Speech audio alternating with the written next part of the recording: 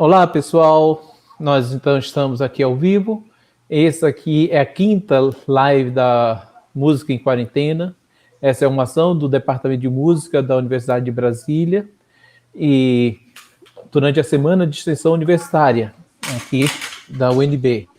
Essa live aqui, ela é voltada para encontrar os colegas do departamento. Chegou agora o João Paulo, um pouco atrasado. Boa tarde. Boa tarde, estou fazendo as apresentações. Então, é uma live para que a gente converse com os professores do Departamento de Música sobre as produções que eles têm feito aqui no departamento durante esse período. Durante esse período de quarentena.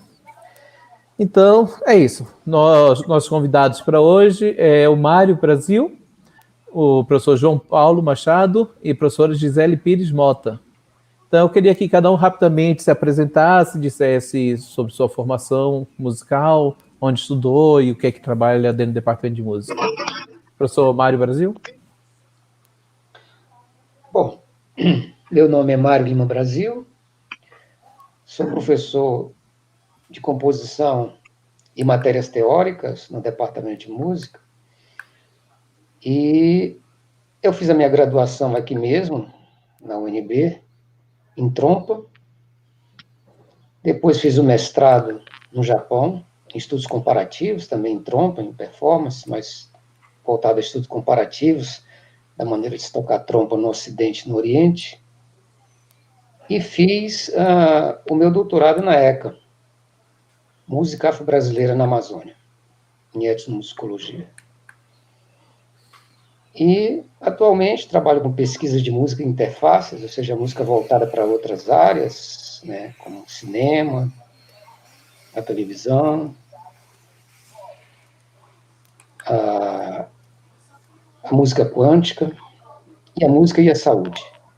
Na verdade, são pequenas portas que eu estou abrindo para que os estudantes tenham outras perspectivas fora daquelas daquelas áreas mais tradicionais da música, na área de pesquisa. Então é isso, estou muito feliz de estar aqui com vocês, gostaria de agradecer o convite do Hugo, que organizou isso muito bem, do Departamento de Música, do Instituto de Artes, e agradecer a presença de todos vocês, acho que vai ser um bate-papo bem gostoso. Legal. Professor João Paulo Machado, pode se apresentar rapidamente? Ele está, acho que com o vídeo travado. Então, vamos para a professora Gisele. Olá a todos. Opa, boa tarde. Como o professor Hugo já falou, meu nome é Gisele, Gisele Pires Mota. Eu sou professora de piano e estruturação musical do Departamento de Música aqui da UNB. Minha graduação foi aqui mesmo na UNB. Eu fiz mestrado em práticas de performance, no caso em piano, na Universidade Federal de Goiás, e meu doutorado em piano, acompanhamento e música de câmara na Florida State University.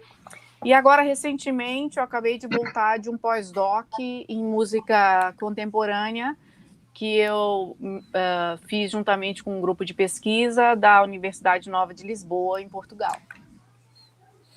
Legal. E agora, por fim, o professor João Paulo, também uma apresentação rápida. Olá, boa tarde a todos. Peço desculpas pelos problemas técnicos aqui, problema bem difícil com a internet, tá? Mas espero que vá dar tudo certo.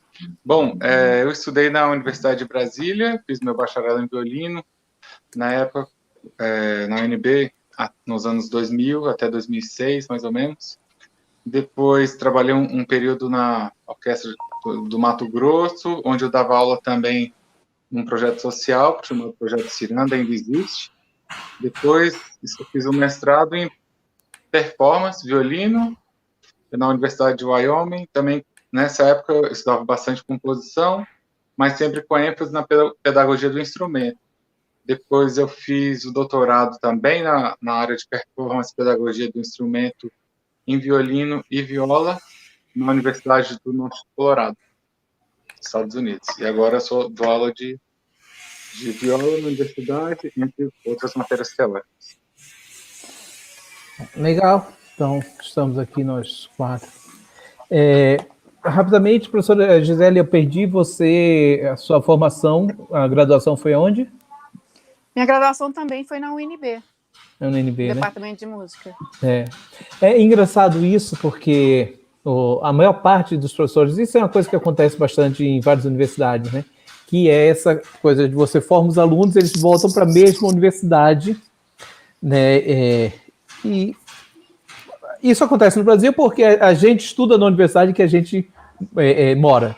Então a gente dificilmente se desloca para fazer uma graduação em outra universidade. E como a gente mora aqui, depois se forma, continua morando, a tendência é querer fazer o concurso e ficar.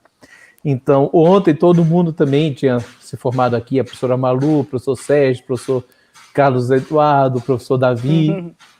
Então, eu acho que eu sou o único que não sou daqui, que minha formação toda foi na Federal da Bahia. Mas provavelmente isso aconteceria lá também, né? Quer dizer, não aconteceu porque eu fui, meu concurso foi na Federal de Sergipe, que é onde eu moro.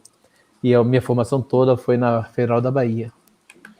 Então, continuando nossa conversa, eu gostaria então que a gente falasse agora sobre esse período da quarentena, que pegou a gente de surpresa, uma surpresa mais ou menos, né? Que a gente estava vendo as coisas acontecerem lá na Itália e meio esperava, tipo, opa, isso aqui deve bater aqui no Brasil, e acabou chegando. Mas a gente começou o semestre de 2021 e ele parou, aí foi cancelado e depois reiniciou. Então, nesse período que o semestre parou e a gente foi obrigado a ficar em casa sem produzir, né, para a universidade, sem dar aula presencial, digamos, o que é que isso impactou na vida de vocês, na vida de cada um, em termos de produção, na vida pessoal, se teve um lado negativo, se teve lados positivos? Então, professor Mário?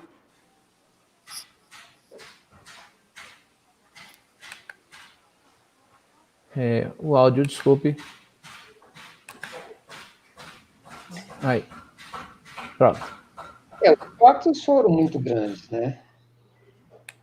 Quer dizer, nem se compara com o impacto de grande parte da população que mora nas periferias. Mas foi grande o impacto. Porque eu tenho um pai que completou agora em agosto 96 anos, e eu também tenho algumas comorbidades. Então, a princípio, nós temos aquela fase em que chegou mesmo e agora nós nos isolamos totalmente. E é muito interessante porque quando isso acontece, digamos assim, a primeira reação é uma mistura de pânico mas eu tenho que continuar. Né? Quer dizer, você fica com medo, quer dizer, estão duas pessoas aqui com comorbidades, então o que você vai fazer? O que você vai comprar? O que você vai comer? O que você vai... Né? Como é que você vai existir agora? Porque esse vírus é extremamente camuflado, né? Ele se camufla muito bem, né? Inclusive com pessoas que ficam assintomáticas, mas continuam transmitindo. Então, eu acho que esse é o primeiro impacto que nós temos. Né? O segundo impacto que eu senti foi que não vai passar logo. Isso não veio simplesmente como mais uma virose, nem é uma gripezinha. Isso vai modificar a vida do ser humano para sempre, e por muitas décadas. Né? Então, vai haver um novo normal, e está na hora de se acostumar com esse novo normal. Então, você começa, a princípio, na sua vida particular, né? Eu esqueci um pouco a universidade. Primeiro veio aqueles 15 primeiros dias em que nós tentamos, né, fazer acontecer naqueles 15 primeiros dias aí de março, né? A gente tentou dar um pouco de aula, mas Depois ficava na dúvida se ia continuar, se ninguém não sabia ia. o que usar, e os estudantes foram desaparecendo, e eu fui passando daquilo que eu sabia e fui chegando pelo WhatsApp. Mesmo no WhatsApp, os estudantes foram ficando mudos. Então, eu vi que a situação era muito complicada. Então, desisti disso e você se volta para uma coisa mais particular. O que é que eu vou fazer? Começa a ler, começa a meditar, começa a pensar um pouco mais amplo sobre a vida, sai de você um pouco e começa a ver a vida ao redor, né? E isso me trouxe a estudar instrumentos que eu já estudei e que tinha parado, né? Por uma série de razões. Entre eles, o piano e o violão. Você toca violão? Não sabia que você tocava violão. Toquei violão, fui aluno do Grilo. Né? E fui aluno do Ney Salgado de piano, e da Jaci Tofano. Então, e ao mesmo tempo você começa a ver como é que você vai. E aí tem a terceira fase, que é como é que você vai voltar. Voltar para que mundo, voltar para como, para que tipo de estudantes, como é que você vai voltar? E aí você começa a usar os instrumentos que você tem para começar a pensar em utilizá-los para dar aula. Né? E você se depara, começa a fazer alguns cursos para se preparar para dar aula online, e você percebe que você é um náufrago como professor. Você só tem um colete salva-vidas, um pequenino bote, num mar imenso de pedagogias que você nunca nem sequer se dedicou a elas ou as conhece, nem coisa alguma. Antes você navegava no seu barco seguro de um mundo real. Né? De repente, esse barco naufraga, e você se vê agora com um botezinho pequeno, talvez um coletezinho salva-vidas, tentando sobreviver nesse mundo virtual, pedagógico virtual. Né? Então, você tem que aprender a remar, você tem que aprender uma série de coisas que você já sabia que agora não funcionam. Porque uma coisa é você dar aula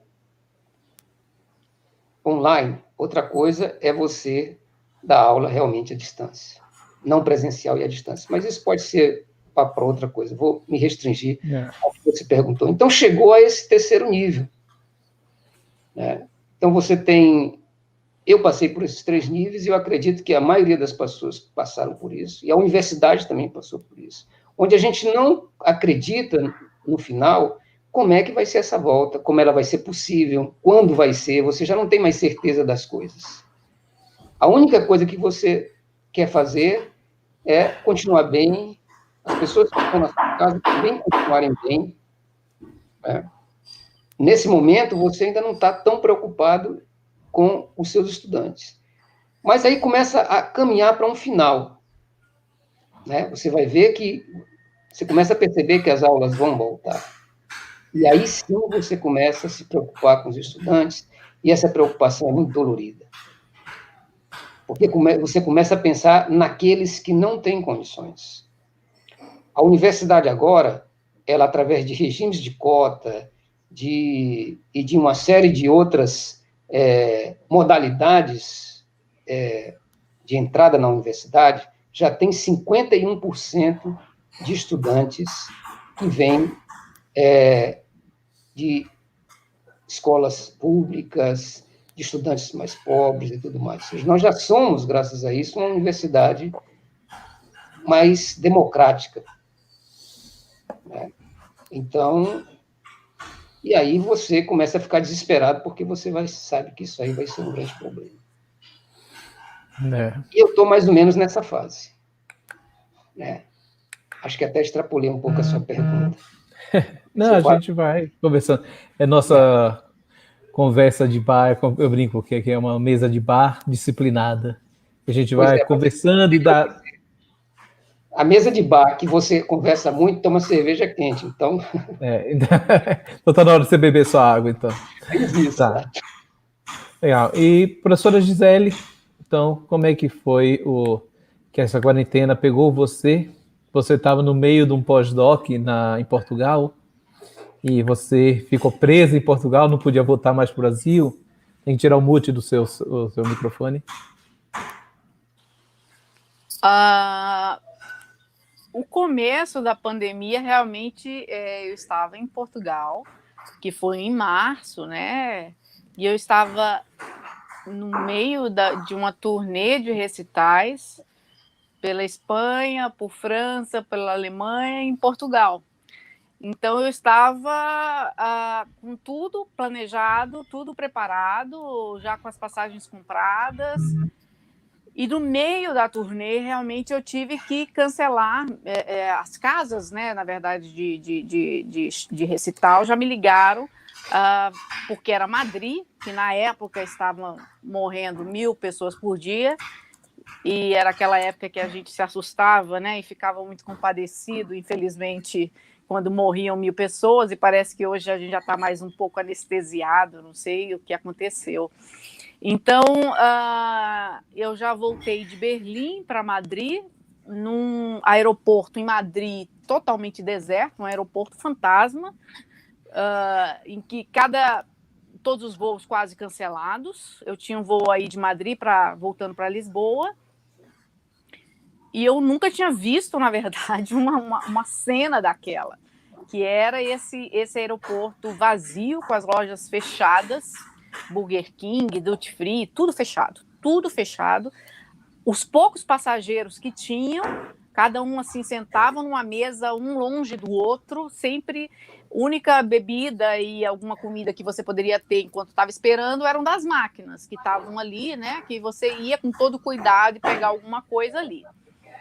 Foi uma situação muito tensa, porque aí meu próprio voo para voltar para Portugal foi prorrogado, mas no final acabou saindo, né?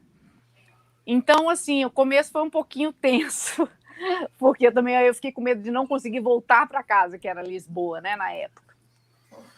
Daí, então, foi o total isolamento. Tem que pegar uma bicicleta, né? Alugar uma bicicleta e voltar. Mas Portugal também fechou as fronteiras, né, com a Espanha. Então, não, na verdade, não tinha fechado ainda. Esse era o meu medo. Que fechasse a fronteira e não aceitasse mais voos vindo da Espanha, porque a Espanha estava no pico realmente, né? E Portugal estava assim, como passou realmente toda a pandemia, ela teve um controle muito, muito bem sucedido lá. Então, assim, quando o avião decolou e eu pousei em Lisboa e pude sair do avião, né? Aí eu falei, não, realmente cheguei. E no outro dia, realmente foi assim, no dia seguinte, Portugal fechou as fronteiras com a Espanha. E aí os voos já estavam mais complicados, só tinha 2 entradas terrestres para mantimento, para produtos, mercadorias que iriam precisar, né, entre os 2 países. E então ficamos eu, meu esposo e 2 crianças em casa, total isolamento, saíamos assim, uma vez por semana para ir ao mercado, e o mercado, todo mundo também, um se afastando do outro. Todo o cuidado médico era feito por telefone, então a gente ligava e alguma coisa já mandava uma receita pelo SMS. Então, assim, essa primeira parte da pandemia, eu me sentia muito segura, porque eu sentia que tinha um governo cuidando do seu povo.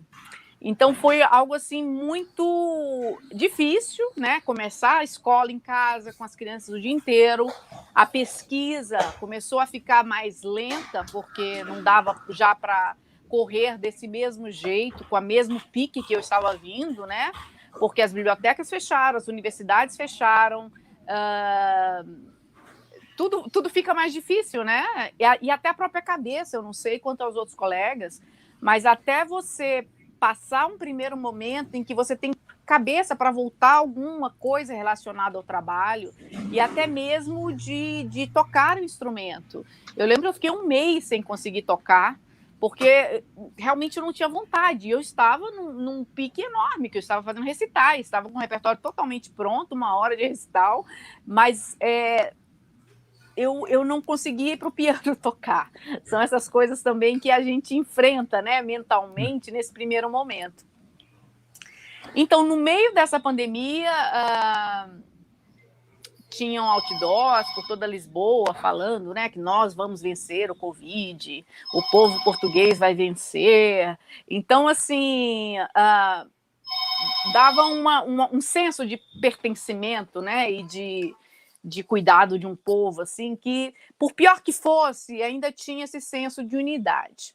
Essa foi a primeira parte da pandemia. E depois eu voltei aqui para o Brasil, que aí vem a segunda parte dessa pandemia para mim, né? Que é voltar para cá. Todo o processo de mudança de um país para outro, com crianças, né? Com a casa, que já estávamos lá há 1 ano. A minha surpresa e meu susto, né? Ao ver realmente, assim... Uma coisa é a gente ouvir pelo jornal o que está acontecendo, outra coisa é a gente vivenciar, né? A falta de respeito pela vida humana, pelo cuidado ao próximo. Então, assim, isso eu vou confessar que até agora tem sido difícil também, viu? Sair na rua e ver pessoas sem máscara, pessoas que acham que não é nada, e sabendo que já o nosso país, infelizmente, já está em segundo lugar de mais mortes no mundo, sendo que a gente sabe que o Brasil é o que menos testa. Então, provavelmente, é o primeiro lugar e só não se testa para não descobrir que tem mais casos do que o necessário. Então, mas com o passar da pandemia, a gente vai voltando ao piano, vai voltando à vida normal e tenta seguir nesse novo normal, de estar em casa agora. E eu acho que agora, num próximo bloco, a gente vai falar um pouco sobre essa adaptação para as aulas agora, esse recomeço de dar aulas, né, online. Isso. É engraçado que todo mundo sofre um pouco, né, para um pouco de tocar e fica um pouco naquela... Não é exatamente uma depressão, mas um período meio que depressivo, meio down, né? A pessoa fica sempre meio... aquela coisa meio triste, tipo assim, o que vai acontecer? Será que vai passar algum dia? Começa a passar isso pela cabeça, pô, será que algum dia vai sair disso? O professor Carlos Eduardo falando ontem que ele, por exemplo, não estava conseguindo tocar em casa, porque enquanto na universidade é um departamento de música e todo mundo espera que tenha um solo de trombone, então se ele tocar ou aparecer a questão do trombone, ninguém vai achar ruim, porque é o que se espera. Mas na casa dele tem os vizinhos, tem a família estudando, outras coisas. Então ele sentindo assim o problema de estar em casa e não poder tocar. Aí eu falei, pois é, agora imagina os nossos estudantes, como diz o professor Mário, né? Que nem mal internet tem de qualidade, instrumentos, um estudante de trombone, que às vezes não tem condição de comprar uma surdina, ou o que a gente está passando agora, que são alunos de piano ou de piano suplementar, né, complementar, que não tem um instrumento em casa para poder fazer os exercícios da disciplina. Então, acho que é chato para todo mundo.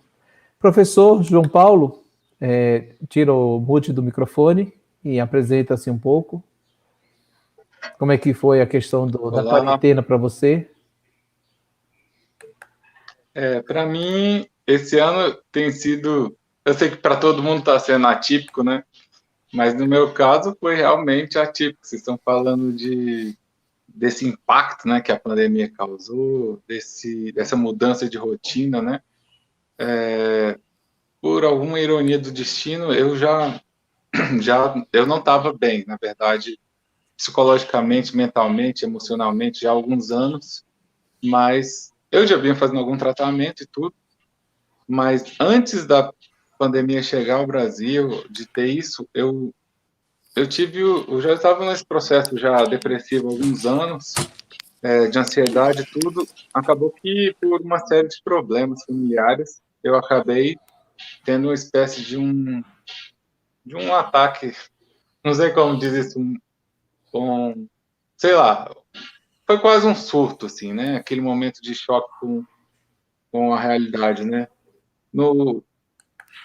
Foi um colapso nervoso, digamos assim, porque eu já estava num processo depressivo, acabei chegando a um ápice, né? E hoje em dia eu estou me sentindo muito bem depois de tanto tratamento que eu passei intenso durante esse período no começo desse ano. Pela primeira vez eu tirei uma licença de algum trabalho, eu parei para me cuidar de alguma forma, fui forçado a isso, né? Porque acho que eu nunca tinha parado, né? Então, assim, nós músicos, né, você começa a estudar um instrumento, começa a estudar música, você vai entrando numa sequência de estudos, nas férias você vai para o festival, aí depois você começa a trabalhar, tem sempre alguma guia, cachê que você está fazendo, preparando um repertório novo, então acaba que você fica assim, num batidão, né? Então eu fiz, juntamente com minha esposa, que é pianista, vários cursos juntos, a gente se conheceu na UNB, depois vários anos trabalhando no Mato Grosso, ela também foi trabalhar, depois mestrado nos Estados Unidos, doutorado também, quando a gente voltou, tivemos alguns problemas familiares, perdendo as mães, e depois, um mês depois que a minha sogra faleceu, em 2016, eu passei como substituto na UNB, e a minha esposa também. Então, a gente ficou 2 anos nesse trabalho intenso, até que a gente teve uma filha. Então, que quem tem filho sabe a intensidade que é cuidar de uma criança, ao mesmo tempo que os dois estão trabalhando. Então, acho que tudo isso gerou em mim já uma ansiedade, fora outros traumas familiares, né, que eu pude ver a fundo no começo desse ano.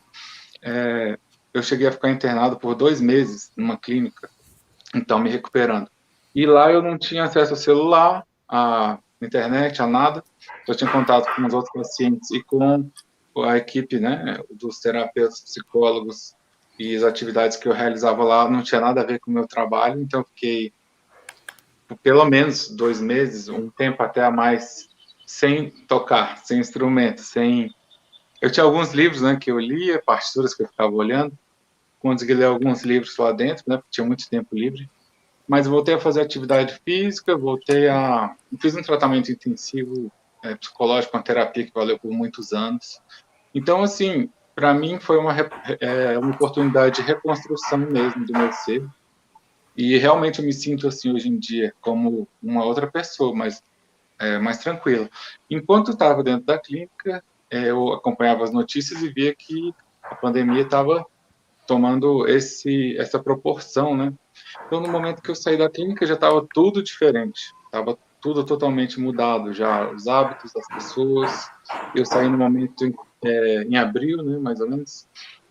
Então, assim, a princípio, igual vocês falaram, no começo a gente está buscando se readaptar a esse novo, nova maneira de se fazer as coisas, né? Usar máscara, estar ali com pouco contato somente com aquele seu núcleo familiar. Isso também é uma adaptação, né? A gente está acostumado a ter muitos alunos, a dar muita aula, a gente que dá aula de instrumento tem aquele contato 1 a 1 com aqueles alunos mais próximos. Então, assim, de forma abrupta eu tive que cortar essas relações por alguns meses, né? Ou relação com os colegas, professores, que a gente sempre está conversando sobre estratégias da aula, sobre coisas triviais também. E tudo isso fez muita falta no início, depois a gente vai começando a se acostumar com essa outra realidade. Então, eu demorei algumas semanas depois que eu saí da clínica para conseguir pegar no instrumento, e foi uma sensação muito boa. Quando eu peguei a viola, comecei a reestudar, a tocar novamente. Eu fiquei... minha esposa tinha ido com a minha filha para o interior de São Paulo, estava na casa do meu sogro com ela. Eu perdi, assim, 2 meses de contato, mas foi por uma boa causa, porque depois eu voltei uma pessoa diferente. Então, aí eu tive essa readaptação. Durante esse período de readaptação, que eu fui voltando ao instrumento, eu lembro até de uma conversa muito importante que eu tive com o professor Hugo, né? Assim que eu saí, a gente conversou e ele falou, olha, tá tudo parado. Tira esse mês aí de maio, né? Eu lembro, para ficar com a família, restabelecer essas relações, né? Porque eu estava muito assim. Eu tenho que sair, eu tenho que dar aula, eu tenho que sair, eu tenho que dar aula, eu tenho que voltar a fazer as coisas, porque e sempre foi algo que eu fui muito assim, né?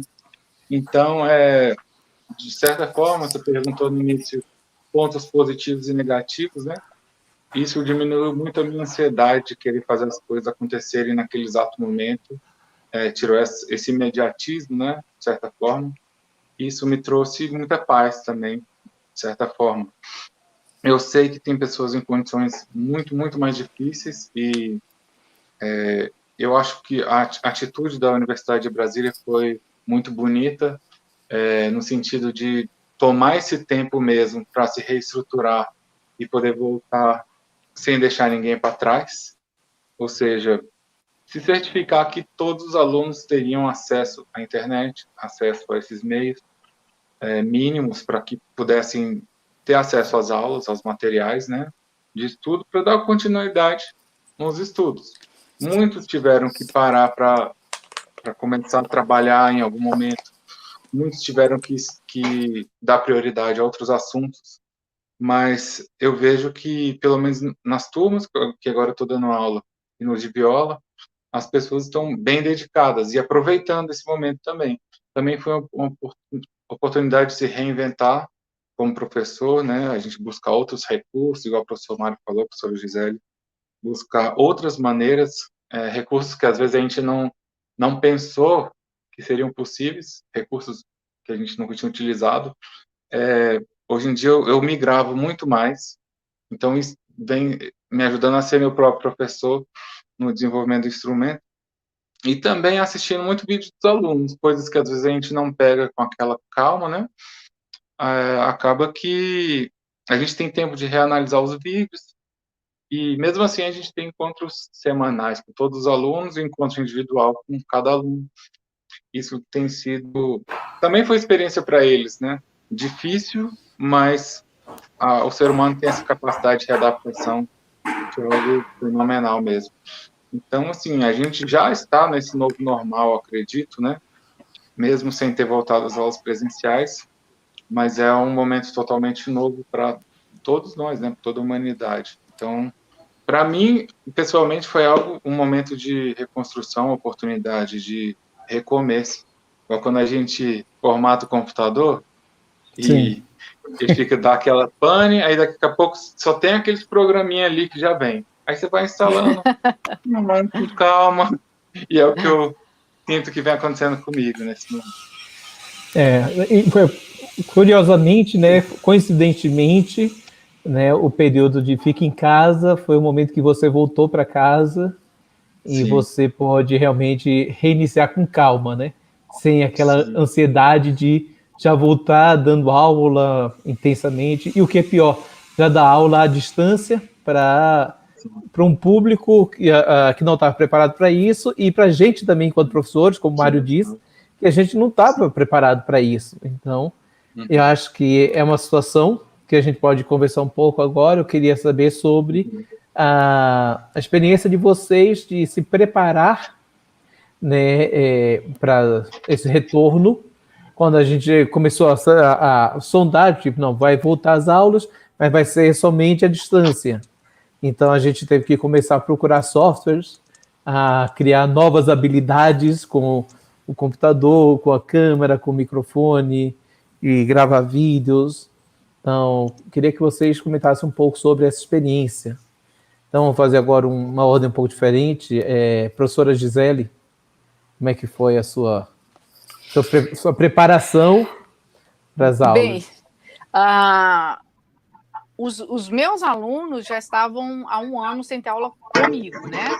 Então, eu acho assim, que eles também estavam animados, além de ter ficado algum tempo ali sem aula por causa da suspensão, eles estavam muito ansiosos por voltar às aulas de piano.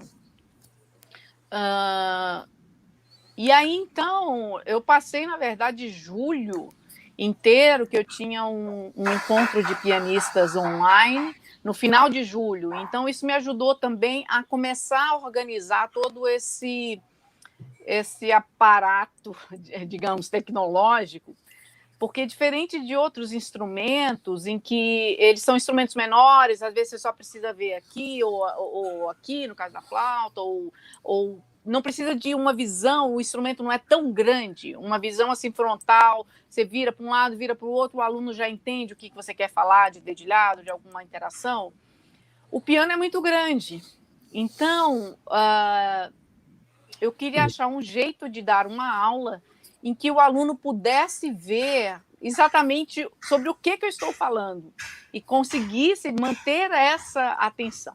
Então, foi aí que eu aí descobri o OBS, que vários professores já estão usando também, como uma forma de organizar essas câmeras, como se fossem, né, realmente olhares diferentes para determinadas questões que eu estivesse explicando na hora.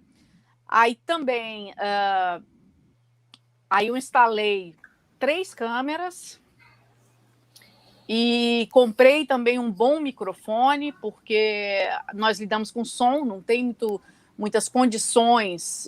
O que eu penso é que, já que a gente não tem como garantir que o aluno tenha uma boa internet, que ele tenha um bom acesso de microfone para uma captação boa, até porque a maioria dos alunos de piano não tem um piano acústico em casa mesmo. Então, eles estão tocando em pianos digitais, que, como eu falo, não é piano.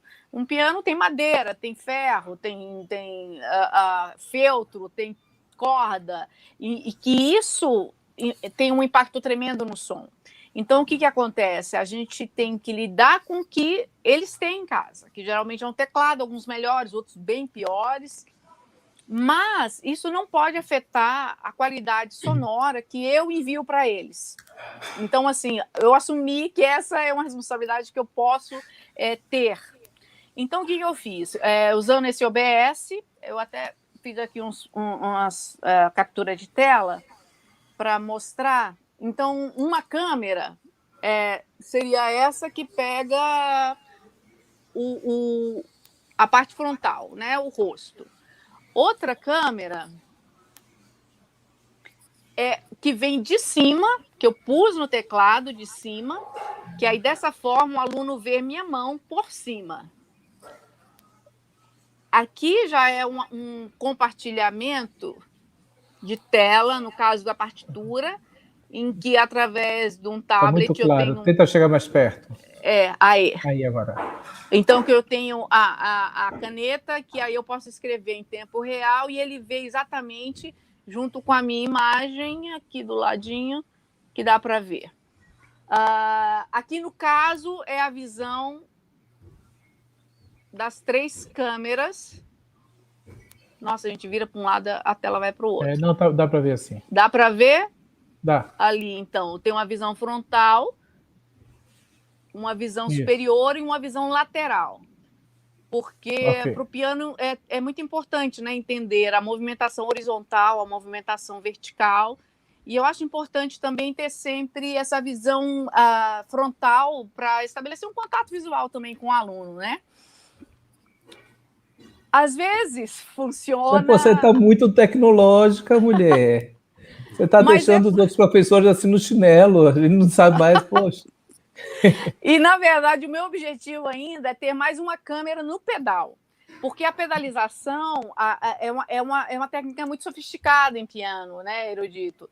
Então, assim, o ideal seria também que o aluno pudesse ver o meu pé e as mudanças que eu faço e como eu atuo no pedal. Então, o que eu tenho percebido? Por mais que tenhamos desafios, eu tenho visto que tem motivado esse novo formato, digamos assim, né, de visualização, porque agora eu não dependo do olho do aluno estar prestando atenção na hora que eu estou mostrando algo ao piano.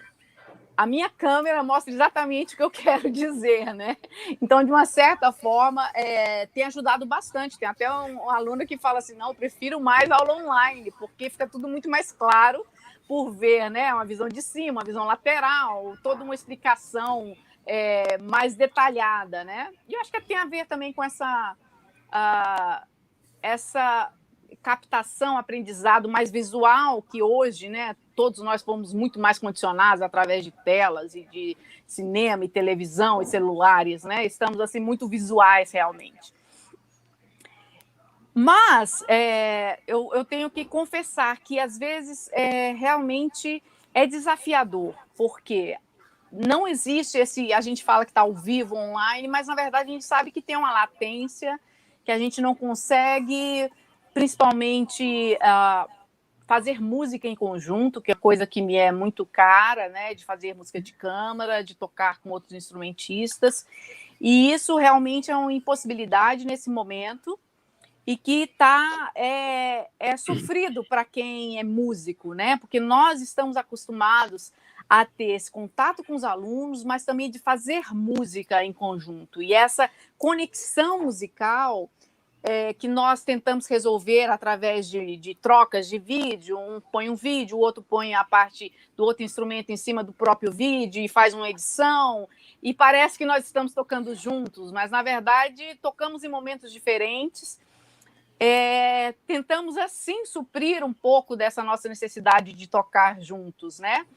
E os alunos também têm aprendido muito com isso, de serem mais cuidadosos, mais preparados para mandar um vídeo para nós, professores. Eu tenho sentido isso, eu acho que o João também deve sentir isso, porque para mandar um vídeo para o professor, agora você tem que treinar mais. Então, eles não mandam qualquer vídeo, eles têm que preparar melhor qualquer trecho da peça para te mandar, porque eles sabem e vão ver e sabem que aquilo ali não está bom, ou está bom. Então, eles mandam quando eles acham que está bom para mandar.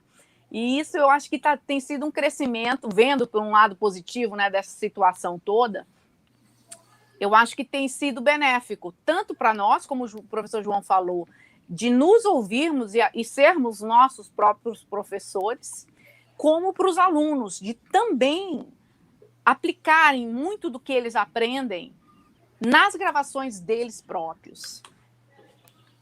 Sim, é interessante. A professora Malu, inclusive, comentando ontem sobre essa questão da impossibilidade de fazer música de câmara, né, ao vivo, né, assim, sincronamente, e que teve alunos que desistiram da disciplina, que só queriam voltar quando fosse ao vivo, e ela se sentindo assim mal com essa situação, porque é diferente você cantar sobre um playback que já está pronto e não tem nenhuma nuance e não tem aquele momento, né, mágico, entre aspas, dos dois, né, daquela paquera entre o pianista e o cantor ou violista, o que for, de você saber, ó, nesse momento tem um decrescendo, vai ter um ralentando, então agógica, como fazer essa relação da dinâmica entre os dois, que só acontece nesse momento que estão tocando juntos. No playback, obviamente, se você grava um playback de piano, manda para o João Paulo e ele toca sobre isso, ele está tocando com você, mas você não está tocando com ele. E ele está tocando, ele está tendo que acompanhar o que você editou na sua gravação. Ele não está tendo liberdade, né, para poder dizer coisas novas, né, ideias novas, sugerir nova forma de interpretação. Porque é como se fosse um jogo, né? Você manda a bola, eu pego do jeito que você mandou, né? Então, essa interação em tempo real, nesse momento não é possível. É o que eu falo, até tem um grupo de música de câmara, eu falo, é o que temos para hoje. Podemos aprender, podemos desenvolver, mesmo assim, sabe? Porque você aprende a ouvir o outro de uma forma diferente, mas você aprende a ouvir o outro. Então, por enquanto, é o que temos. E o professor Mário, como é que tem sido a sua preparação para o retorno às aulas em toda essa questão midiática e tecnológica? Você que já era um professor da disciplina Música e Interfaces, como é que foi o seu trabalho com as interfaces? Pois é. Eu não sou assim, como se diz o outro, tem pessoas que são aversas à tecnologia, né? Mas eu nunca fui avesso à tecnologia, sempre gostei. Então, a primeira coisa que eu fiz foi disse, bom, eu sei o Moodle, ótimo, vou usar o Moodle. Né? Conheço o Moodle, né, tudo, utilizo de vez em quando. Mas, para aprender mais um pouco sobre o Moodle, eu vou fazer um curso. Aí percebi que a única coisa que eu sabia do Moodle é ser depositário. Usava o Moodle como um simples banco. Depositava e sacava, depositava e sacava. E que aquilo ali não era o Moodle, era qualquer coisa menos o Moodle. Então, fiz o curso. Né? E nesse curso que eu fiz, ele foi um pouquinho mais avançado do que aquele Moodle 1, 2, né? Então, Então, eu aprendi também um pouco sobre o que vinha a ser a diferença de EAD para não presencial. Aí entrei em pânico, literalmente, né? Eu disse, bom, se eu quiser dar uma boa aula, não pode ser só o Moodle. Aí fui e fiz um curso com a Microsoft mesmo, do Teams. Então, a Microsoft ela tem uma série de mini-cursos dentro de cada um daqueles softwares que ela está oferecendo possibilidades no Teams. Gostei da simplicidade, né? E no curso que eu fiz, eu conheci uma pessoa, depois até se perdeu, nunca mais a vi. Ela disse, olha, Mário, o importante é você saber o que você usava presencialmente e o que você pode adaptar sem prejuízo da disciplina. Então, e para completar mais ainda a questão, veio o cigarro.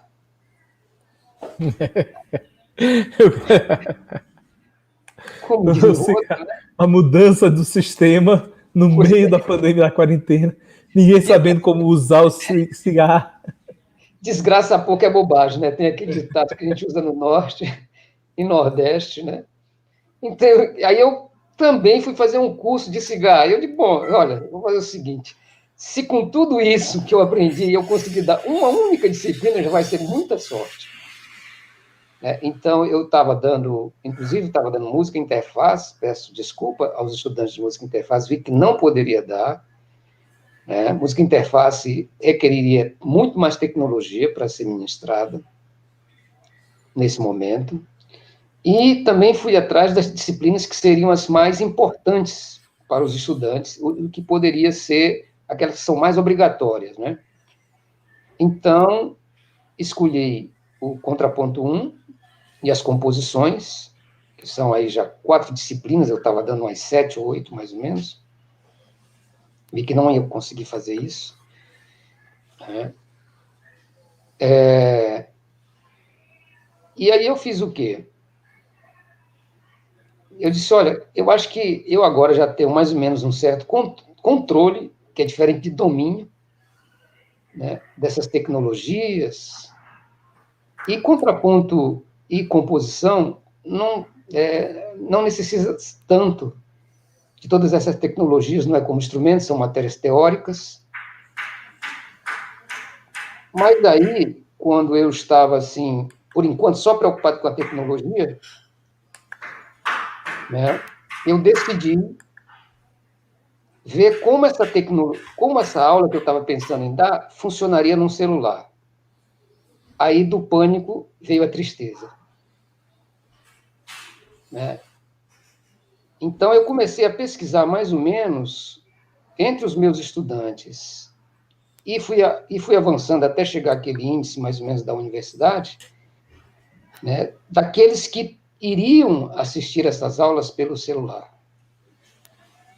E, realmente, a porcentagem é relativamente grande. Então, eu pensei, eu tenho que gravar essas aulas. Ou seja, eu vou fazer aulas presenciais, vou fazer o que tem de mais simples, que são as tarefas e os questionários, e que programa nós vamos usar, quem vai decidir vão ser os estudantes. Então, usei realmente os 17 dias de aulas para transferir para eles agora a responsabilidade e as minhas angústias. E fiz um tour com eles pelo Teams.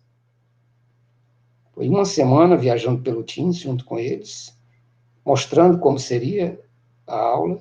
Depois fiz uma semana a mais pelo Moodle, também mostrando para eles como seriam, né? Fazendo aulas presenciais e deixando elas gravadas para mostrar como seria. E depois fiz também um tour pelo Cigar. E eles escolheram imediatamente que eles queriam que fosse o Teams. Eu não precisaria da fidelidade do som, né? Não é o caso, né? Não é uma aula de instrumento. E então comecei a estruturar o Teams, né, para que realmente a gente utilizasse. Problemas, fui atrás de saber por que às vezes é difícil de entrar no Teams, quais são os problemas que acontecem. Hoje eu tenho mais consciência disso. Comecei a me comunicar com a Microsoft, já escrevi acho que umas 3 cartas para eles, né?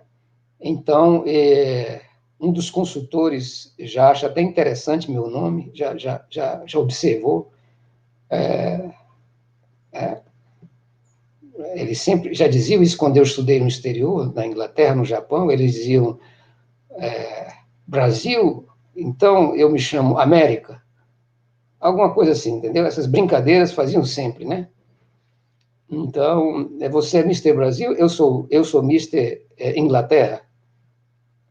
Então, é mais ou menos assim. Me acostumei com isso, e isso está indo bem. Eles estão dizendo que vão melhorar o som do Teams, né, que já estão estudando. Não só cortar uma série de filtros, mas colocar outros filtros mais interessantes. Bem, vamos ver, né? E, então, minhas aulas, elas são dadas praticamente sincrônicas, deixadas gravadas no próprio Teams, né? E aí fica tanto o chat do Teams, porque o Teams tem um chat que funciona como um WhatsApp, ou seja, a hora que você tecla lá, aparece no meu celular, aparece no meu computador, né? E assincronicamente ficam o quê? As tarefas, os questionários que nós estamos trabalhando. Dos estudantes que eu tinha, a maioria estão frequentando, perdi alguns, eu acho que todo mundo, né? Não sei quem, aulas individuais, acredito que não, mas eu perdi alguns, né? De composição estão todos, né? E em composição também, eu estudando exatamente a música e a interface, ou seja, eu estudando a relação da música com o cinema. Consegui um masterclass do Hans Zimmer, né, que é aquele famoso compositor teuto-americano, né, ele é alemão, mas praticamente... Muitas trilhas sonoras de filmes de ação. Isso, exatamente. A última dele, que é muito bonita, que é a do Interestelar, né? E com isso a gente vai conseguindo driblar um pouco essa pandemia. Então, de propósito, às vezes eu dou aula no meu computador, às vezes eu uso o meu celular para dar aula, só para sentir realmente, e aí eu vejo o tamanho, aumento, e vou, né, junto com os estudantes, vendo aqueles que estão no celular e as dificuldades que eles vão tendo, porque são as dificuldades que eu estou tendo também. E com isso eu posso ir cada vez mais facilitando, aproximando, né? Ou seja, me colocando um pouco no lugar deles, porque nunca é... Uma coisa é você estar simulando, outra coisa é realmente o real, né?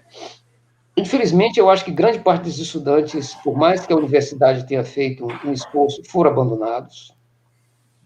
Na última fala do ministro, ele falou claramente que o Brasil é desigual, então as universidades vão ser desiguais também, isso não tem jeito. Eu acho que talvez dos 30 e tantos % que não tem condições de ter um computador ou tem uma internet péssima, uma porcentagem muito pequena foi atendida. Não acho que seja culpa da universidade, né? A universidade também, como o nosso, foi sempre esperando que talvez não fosse demorar tanto, né? Nós também fizemos a mesma coisa. Não vai demorar tanto, vai ser uma coisa assim que vai passar. E não passou até agora. Então, Hugo, como a minha cerveja está esquentando, a água que eu vou encerrar por aqui, dizendo que, nesse momento, eu estou conseguindo, digamos assim, ficar mais tranquilo por aqueles que estão participando, né? Mas mais pesaroso por aqueles que não estão conseguindo participar direito, sabe? Eu estou deixando as gravações, estou fazendo uma outra coisa, fazendo agora vídeo mais curtos, gravando de pedaço em pedaço. No início eu gravava vídeos longos, eu acho que são difíceis de baixar no celular. Agora os vídeos são curtos, a cada 10 minutos, 5 minutos ou 10 minutos eu interrompo, inicio de novo, e assim a gente vai. Ou seja, minhas aulas são pequenos pingos de 10 minutos, para que possa a gravação ter acesso, os estudantes possam ter acesso, e é como eles acham que grande parte também estão fazendo. Então é isso. Legal. E, professor João Paulo, como é que tem sido sua experiência? Você que teve tempo de reinstalar todos os softwares e instalar somente aqueles que ia precisando. Então... Sim, a gente teve esse tempo de testar vários, né? Isso foi algo importante também, até a gente decidir qual seria o software que funcionasse melhor, né? Bom, com um instrumento, né, viola. Bom, primeiro, eu sempre dei aula de música de câmara, orquestra de cordas. Eu e a professora Nádia somos orientadores já, né, desde que eu entrei. Instrumentos, né, de viola, e normalmente sempre tinha uma turma de LEM, linguagem de estruturação musical, né? Então, realmente, se a gente for pensar bem, é uma diferença brutal entre você dar uma aula com a pessoa ali na sua frente, do que você estar longe e usar um meio de comunicação assim, né? Apesar de eu achar fascinante, né? Porque quando eu era criança, você via isso nos Jetsons, você via isso em filme futurista, você falar e ver a pessoa ao mesmo tempo, né? Hoje em dia é realidade que está sendo aperfeiçoada a cada momento, né? Bom, eu comecei a dar aula novamente, mesmo quando a universidade estava parada, né? Nesse período de estruturação, como eu fiz foi, a princípio, começar com as aulas coletivas, porque eu começava a conversar com a turma, e eu percebi que eles estavam muito desestimulados, né? Obviamente, não. Primeiro, porque eu acredito que eu estava de licença já desde o começo do semestre, eles estavam numa readaptação, buscando informação com outros professores, com eles mesmos, o que eu achei que foi muito legal. Chegou um aluno novo que eu conheci num festival de música em 2018 no Ceará, aluno muito talentoso, estava iniciando na viola. Ele veio estudar, ele entrou na classe e eu entrei de licença. Só que quando eu comecei a dar aula, eu percebi que ele já tinha os dedilhados das peças que eu tinha pedido para ele, da mesma forma que ensinei os outros. Então, a turma, né, eu fiquei muito satisfeito com a união da turma, né? Então, esse rapaz, o Reinaldo, né, eu percebi que ele já estava em contato com os outros alunos, e essa turma de viola, eu acho que eu venho conseguindo construir esse senso de comunidade, onde eles sentem essa sensação boa de pertencimento, esse coleguismo, e eu acho que eu consegui isso através, principalmente, das aulas coletivas, que é um espaço onde eles têm para tocar semanalmente uns para os outros. A partir dali, eu utilizo isso como um laboratório de práticas de performance, onde a gente fala bastante sobre a psicologia da performance, como estudar, o que você precisa pensar, como você precisa pensar, cada um tem que achar, obviamente, mas eu estimulo isso, essa maneira de pensar, como se sentir mais confortável na hora de se expor, tocando, né? Comparo bastante ao atleta, né? Que o atleta de alta performance, ele precisa estar bem mentalmente, emocionalmente, como que ele faz com adrenalina excessiva. Para a gente, a adrenalina é muito mais excessiva do que para um atleta, né? Então prejudica mais.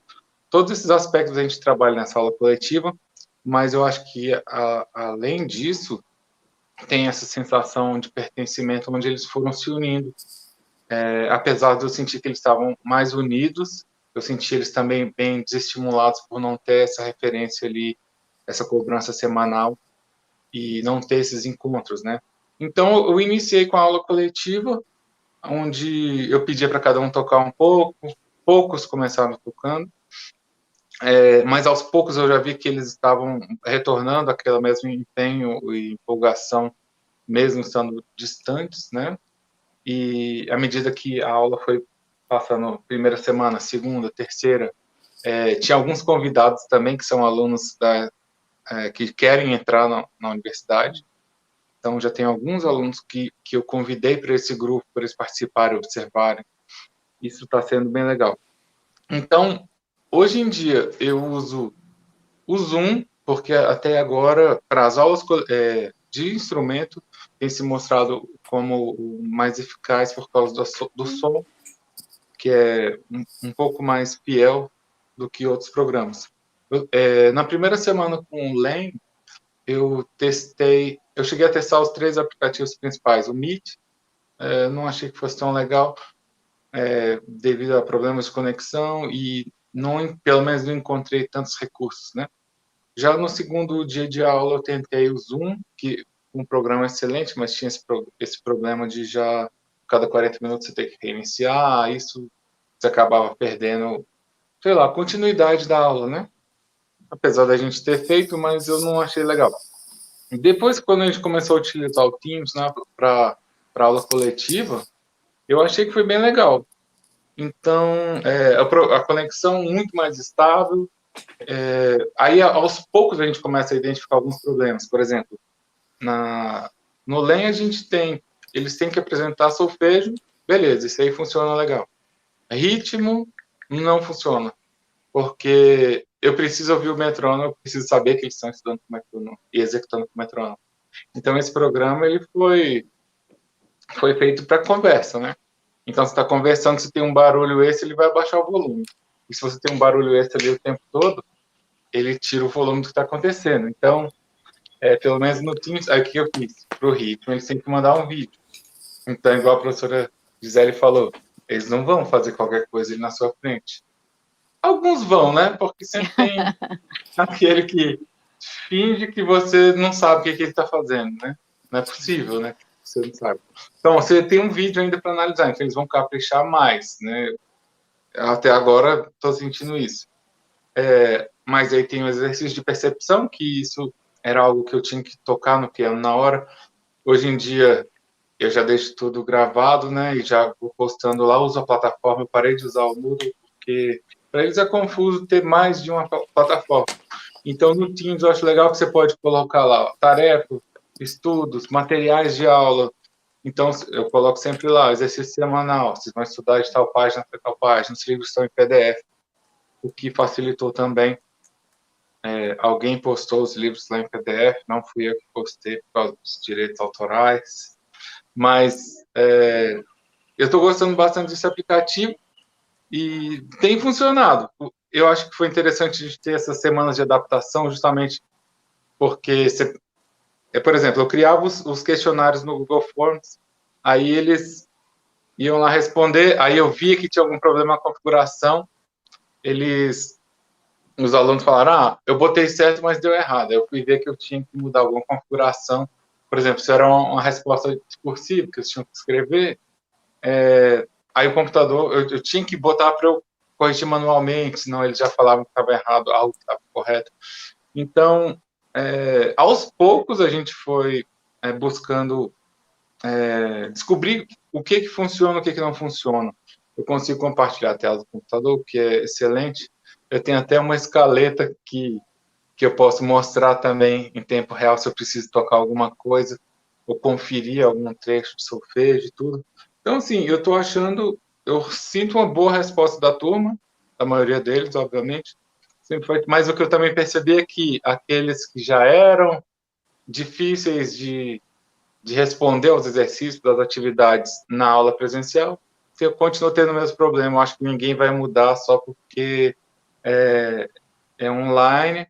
Alguns aspectos sim, mas a essência em geral se o aluno ele é dedicado, ele gosta de fazer as atividades na hora certa, ele vai fazer presencial ou não. Agora, aqueles que sempre têm, eu preciso de mais 20 dias para fazer isso aqui. Fala, não, velho, é hoje, era para ser hoje, você teve uma semana para fazer. Então, assim, eu acho que segue nesse aspecto as mesmas coisas, né? Mas na aula de viola, realmente, igual a professora já estava falando, eu gostei dessa ideia de ter várias câmeras. Vou pensar no que seria legal fazer, porque eu tenho, às vezes, dificuldade de demonstrar algo, eu quero que ele olhe tal ponto aqui. Aí você vira, não, ele não está vendo meu mindinho, peraí. Aí, etc. Nuances também da sonoridade que você quer fazer. Olha só, a terminação dessa nota, para você, eu tenho que exagerar mais no movimento. Eu sempre gostei de secar muito a parte técnica, né? Falar detalhadamente. Mas, por exemplo, se você vai terminar uma frase, está acabando aqui, e uma técnica de você levantar o cotovelo para tirar o peso do ar. Então, é algo que eu demonstro, mas que eu não tenho certeza se está acontecendo no som e está chegando lá, por causa desses filtros, dessa equalização, né? Então, acho importante essa preocupação do professor Mário de enviar cartas para a Microsoft, para ver se eles adaptam isso também, porque já que a gente tem esses programas para utilizar, seria muito legal se eles fossem realmente ajustados, né, para esse ajuste fino, né? Então, assim, eu acredito que a gente tem vários desafios, mas que até o momento eu tô ficando satisfeito, não é algo que eu fico frustrado por causa da tecnologia, com exceção dessas nuances, né, do instrumento. Agora, a prática de orquestra, eu decidi que não seria legal, mas a professora Nádia ofereceu, se eu não me engano, e no semestre passado, ela e o professor Gurgin fizeram um trabalho bem legal, onde os alunos estudaram os trechos, tiveram referência à gravação, tiveram metrônomo, tudo. Foi muito válido, porque os alunos aprenderam os trechos orquestrais. Mas perde-se muito essa coisa de você ouvir o outro e tocar ao mesmo tempo. Você ouvir um conjunto inteiro, você ter aquela... O professor Gisele falou de a música de câmara, de você respirar, e só pela respiração, a pessoa já saber como você vai tocar. Só pelo seu gesto, a pessoa que está com você saber como vai ser aquele ataque, como vai ser aquilo. Já sou um privilegiado porque eu tenho uma pianista que é minha esposa, casado com um pianista. Então, assim, apesar de a gente não ter conseguido ensaiar nada durante a quarentena, porque a gente tem uma filha de 2 anos, e a gente estava na casa do meu sogro, o piano, a gente foi tentar afinar, ele piorou porque estava muito seco. Então, assim, as cravelhas estavam voltando. Mas agora a gente está de volta à nossa casa. Então, em breve teremos duos sendo Vídeos lançados novos. aí. Vídeos novos. Hein, João? Eu consegui participar de... sim. Não, é porque eu acho que as pessoas, muita gente não imagina o quanto de comunicação não verbal tem quando você toca com outra pessoa. É a respiração, nossa, é o olho, é o que você falou, o arco. Eu sou pianista, né? O arco, para mim, diz muito que hora você vai tocar, que hora você vai cortar uma nota. Então, assim, então esses meandros da comunicação não verbal que acontece naquele momento... É que a gente não consegue reproduzir realmente a distância, né? E que faz falta para quem está acostumado com esse jogo, né? De tomar lá, da cá, né? De você entrega uma nota e o outro músico pega aquela nota na dinâmica, na sonoridade que você entregou. É muito feliz essa comparação. Em tempo real, né? Sim. Eu e a Larissa, a gente já toca juntos há 16 anos. Então, assim, a gente tocava junto antes de começar a namorar. Então, eu gosto de colocar a estante alinhada com ela, porque muitas vezes eu olho o teclado, né? Muitas vezes ela também olha para o arco. Então, não é só... E às vezes você está sentindo a vibe, você sabe, olha, ela está ralentando aqui, então vou encaixar com tal nota. Então, tudo isso traz um crescimento muito grande. E na música de câmara, são coisas que a gente fala para os alunos. Por exemplo, até conseguir fazer uma contagem juntos. Sim. É engraçado. Quando tem um trecho, assim, transições, talvez isso seja uma das coisas mais difíceis em música de câmara, né? Você está num trecho super agitado e você vai para um trecho... Para o compositor é difícil, né? O professor Mário sabe, professor... Você criar uma transição que seja eficiente, né? Você está num trecho muito rápido, você quer fazer transição para um trecho mais lento, mais calmo, contrastante. Para o intérprete é difícil também. Então, algumas vezes eu lembro em aulas de música de câmara, tá lá o quarteto, o trio tocando, e cada um no seu tempo. Então, vou fazer o seguinte, vamos só contar junto. Vamos lá. 1, 2, 3, 4, 3, 1. Tipo, ralentando. Cada um conta num tempo. Aí você fala, não, Vocês têm que conseguir contar isso juntos. Pelo menos contar. Senão não vai sair junto. Que é a fisicalidade, né? A gente sente a vibração do som, a vibração... imagina o som que o piano tem. Você sente no corpo aquele som. Do mesmo jeito você sente seu vibrato, né? No som. O tipo de ataque, né? Sim, é tudo compartilhado quando você toca em conjunto. Mas isso é para pós-pandemia, né, João? Sim, mas são coisas interessantes para a gente falar, eu acredito, porque a gente demonstra o que funciona até o momento e o que não funciona, né? Sim. Coisas que a gente pode se ajustar e coisas que eu acredito não tem como, né? Essa coisa da prática de orquestra, essa parte da música de câmara, realmente perde a parte mais importante, na minha opinião. Então, eu acredito que isso descaracteriza bastante o trabalho em si. Mas a aula de instrumento, apesar de ser limitante, a gente acaba por conseguir desenvolver um trabalho bem eficiente, né? Com a orientação correta e com o trabalho individual é possível desenvolver-se bastante. Então, eu acho que eu já estou falando demais também. Você sabe, você veja, escritor. Com a Gisele, eu gostaria só de meter o pitacozinho no meio e dizer uma coisa que é muito interessante, a gente às vezes não conhece. Dentro do processo que nós estamos fazendo, né, experimentos são feitos, às vezes, com a neurociência, né, e você percebe que o cérebro, quando você está ali naquela função de erguer o arco para baixar, o cérebro já está vibrando na música que você vai tocar. Olha que lindo. O mais interessante é que também vibra da pianista. Entendeu? A pianista vai tocar uma outra coisa, mas ela sabe que a dica é sua. Ela não está ouvindo o que ela vai tocar, muitas vezes. Ela ouve o que você vai tocar. Como é que a gente distingue isso? É que, quando você dá um acorde, determinadas partes do cérebro vão vibrar. Quando você dá só uma nota, vão vibrar determinadas quantidades de energia. Então, ou seja, a sinestesia das duas, né, o sincronismo, né, isso já está sendo, inclusive, visto na música quântica, né, são chamados chutes quânticos, na realidade, que isso é uma coisa muito nova, ele já está acontecendo. Então, antes a gente achava que esse mundo quântico não tinha nenhuma afetação na realidade, agora a gente percebe. Então, o que a gente sente falta, nós músicos, isso aí a tecnologia não transmite. Realmente, isso é uma coisa interessante, professor. Bom você ter tocado nesse assunto, porque em 2018, acho que a Melissa devia estar com 6 meses na barriga da Larissa, e a gente fez um recital na Thomas.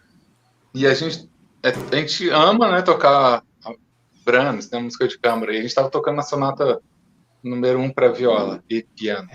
A gente já tinha tocado outras para violino, mas quando a gente ama tanto essa música, e era impressionante que primeiros acordes ela já começava a se mexer na barriga, todas as vezes.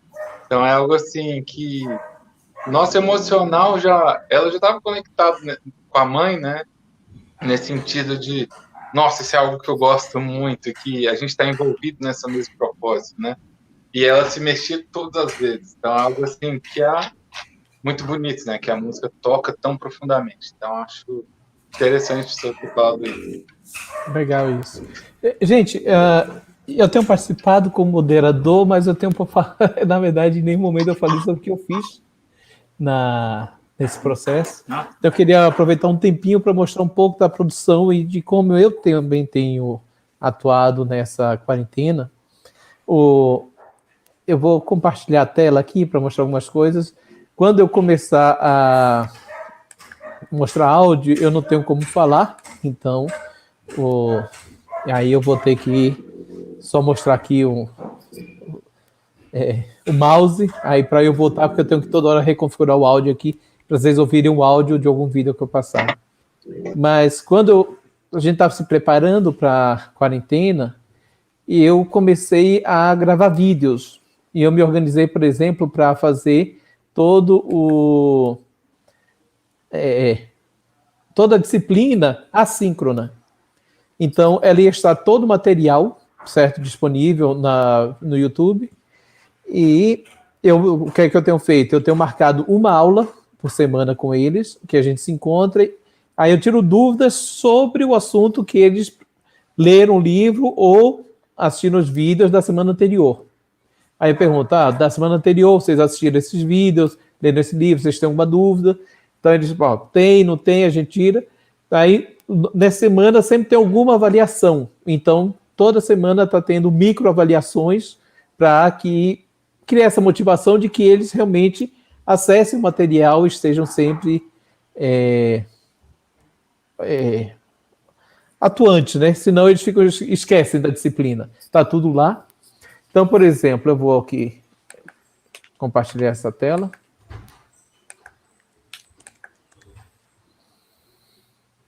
Pronto. Então, vocês continuam ouvindo minha voz, correto? Sim. Aqui, então a partir daqui eu comecei a gravar vídeos. Então, estou aqui no meu canal do YouTube, vídeos de harmonia tonal 1. Então tem lá, vídeo 4, vídeo 5, vídeo 6, vídeo 9, e vai indo. Cada vídeo é um capítulo, livro ou um assunto específico. São vídeos grandes, na verdade. Não são vídeos tradicionais de YouTube, daqueles de 5, 10 minutos. São vídeos, às vezes, assim, de 50 minutos, de 1 hora, em alguns momentos. Mas eu optei, por exemplo, para fazer vídeos que fossem lentos, a explicação e detalhadas, mas porque ela poderia servir também para alunos com deficiência visual. Porque eles poderiam, por exemplo, uma pessoa que é cego e que estuda música, ele pode começar nesses vídeos e ouvir os vídeos. Então, eu tento ser descritível nos exemplos musicais e no texto, para que uma pessoa que seja cega, por exemplo, ouvindo o vídeo, possa ter algum tipo de aprendizado. Ou os alunos, por exemplo, eles podem botar o vídeo para tocar e ir lavar os pratos e varrer a casa, fazer alguma outra coisa. Aí eu digo, quando chegar em algum momento que você, isso aí parece interessante, eu não entendi direito, você para, volta e presta atenção naquele trecho. E, junto com esses vídeos, eu fiz muita composição, também acadêmica, para os alunos verem o processo de composição para aplicação daquele conhecimento. Por exemplo, fiz o arranjo de Marcha Soldado, de A Canoa Virou, para vozes, que a professora Malu Mestrinho e o filho dela cantaram. Boi da Cara Preta, que diga, que a Canoa Virou. Marcha Soldado foi para violão solo. Eu fiz um choro acadêmico também para violão e para piano. Aí o professor Fábio Calazans, de violão, lá do Espírito Santo, tocou a parte de violão. O Renato Vasconcelos tem tocado minhas peças que eu faço para piano. Então, eu vou dar um exemplo. Sim. E a professora até, Malu, estava brincando que a gente começou a gravar a bandeira e não teve continuação, né? Algum de vocês participou da bandeira? A Gisele ou o João Paulo? Não, né? E o Renato fez um arranjo e mandou um vídeo para a gente poder ir gravando em cima disso. Aí eu fiz um videozinho aqui, desses vídeos caseiros que a gente fica compartilhando telas, já de brincadeira no começo, porque isso é só meu, não tá listado no YouTube, então ninguém vê. Só para ver o que acontece. Aí eu vou colocar só o finalzinho, que é a parte de quando eu começo a tocar. Olha lá, eu tô todo dramático, cheio de pose. Deixa eu mudar aqui.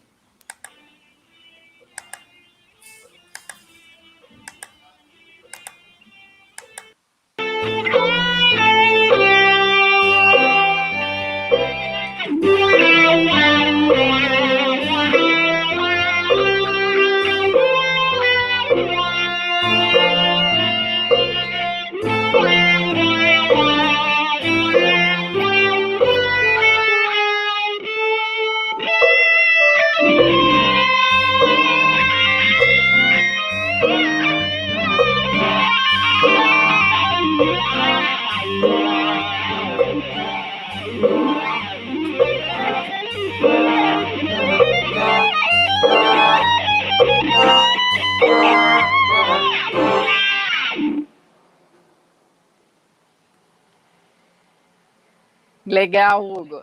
Vocês conseguiram ouvir? Claro. Eu tenho que ficar para lá e para cá trocando isso. Então, isso aqui, por exemplo, foi a composição, o arranjo do Renato, que o Vadim está somando todo mundo. Aí eu fiz esse videozinho só para eu guardar a minha execução, já que ainda não saiu. Então, foi uma das coisas que a gente ficou brincando na quarentena, né? Outra coisa, por exemplo, eu fiz alguns vídeos desse estilo aqui, tipo, como sair do ponto A e chegar no ponto B. Então, eu teria uma composição, digamos, de 16 compassos, pequenininha, com alguns acordes bem simples, em sol menor, e a ideia era mostrar como chegar num ponto aqui, que nem esse, com diversos acordes e uma melodia já pronta. Então, esse processo, ele ia mostrando, por exemplo, as mudanças de acordes, por que cada acorde ia sendo modificado, a criação da melodia, né, aos poucos. E nesse vídeo, por exemplo, eu vou explicando, é um vídeo longo, de 45 minutos. E aí eu falo sobre acorde diminuto, a substituição deles, tudo. Então, tem vários elementos analíticos aqui. Depois eu mostro sobre a criação da melodia, né? Aí eu uso a ideia dos contornos melódicos, sobre a repetição de contornos melódicos, retrógrado dos contornos melódicos. Então, é um vídeo que eu tento ser o máximo didático possível para o aluno que não soubesse nada de harmonia pudesse aprender alguma coisa só assistindo o vídeo. E a ideia é que depois, no encontro, a gente pudesse tirar dúvidas. Vou colocar agora esse exemplo final da música, que foi o Renato Vasconcelos tocando a música e tem a partitura dela.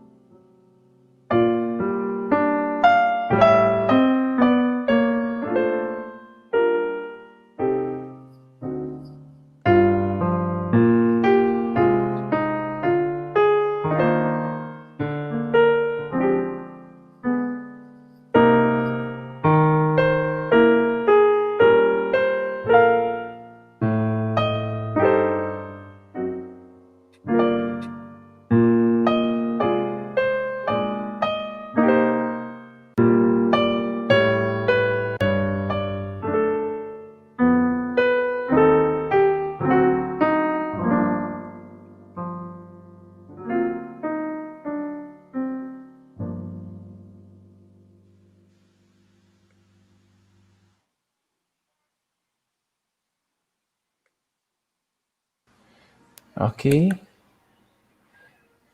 Conseguiram ouvir direito, ver? Sim. Legal. Então, quer dizer, foram esses... eu tentei trabalhar esse tipo de abordagem para vídeos explicativos mais lentos, né? Que eu sei que tem alunos, por exemplo, quando, acho que foi ontem, ou quarta-feira, né? Alguém estava perguntando, né? Qual é a diferença dos vídeos de internet que já existe em relação aos vídeos que a gente está produzindo, ou o material que a gente está produzindo. Então, uma diferença é que a gente tem ideia de quem é o nosso público. Então, a gente sabe, às vezes, das dificuldades. Eu sei, por exemplo, que existe, no momento, 2 estudantes com deficiência visual no departamento. Então, eu sei que em algum momento eles podem até pegar disciplina de harmonia comigo. Então, por exemplo, já é um material que eles já podem ouvir e entender um pouco. Claro que nem toda partitura está totalmente descritiva, mas dá para eles fazerem. E para outras pessoas que já entendem do assunto, pode ser um pouco lento o vídeo, pode ser maçante, tedioso, porque é longo e, como eu falei, é lento e eu repito várias coisas. Mas o público do qual eu pensei foi pessoas, por exemplo, que não conhecem cantores ou pessoal de violino, que às vezes só toca melodias e não tem muito conhecimento de harmonia e precisa saber por que esse acorde está nesse momento, nesse local. Então, eu tenho feito um pouco nessa linha de pensamento. Essa tem sido minha abordagem nesse período. Bom, eu gostaria que a gente fosse finalizando, então, comentando sobre 4 coisas, né? Vamos ver se a gente consegue sair com uma quinta hoje. No primeiro dia, a conversa com o Fábio, a gente conseguiu resumir, por exemplo, uma das contribuições desse período foi a gravação.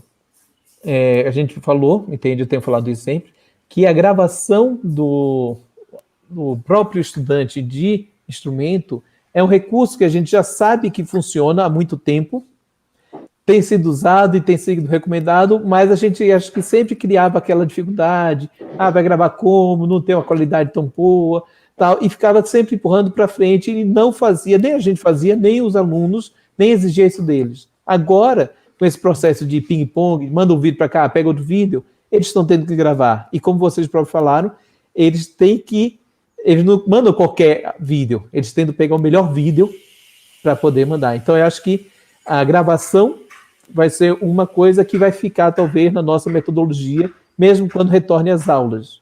A gente vai continuar mantendo isso. Eu acredito que a gente vai incorporar como uma coisa mais contínua. Uma segunda coisa, na terça-feira, a gente conversando, a gente pensou o seguinte, foi justamente a produção de material didático e a disponibilização deles.